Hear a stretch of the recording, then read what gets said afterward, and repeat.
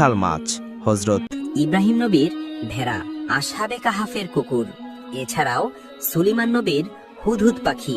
সেই হুদহুদ পাখি কেন জান্নাতে যাবে? হুদহুদ পাখির কি কি ক্ষমতা ছিল?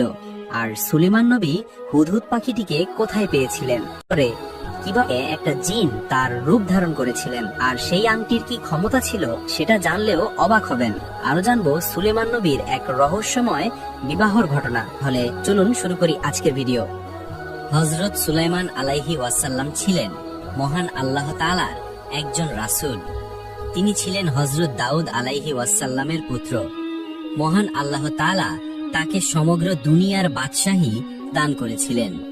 তিনি এই দুনিয়ার পক্ষে প্রায় ৭৫০০ বছর পর্যন্ত মানুষকে তাওহীদের দাওয়াত দিয়েছিলেন।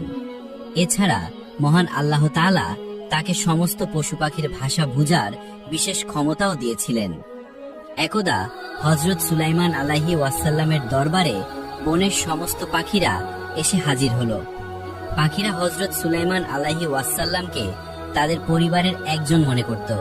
তারা সবাই হযরত সুলাইমান আলাইহি ওয়াসাল্লামের সেবায় নিয়োজিত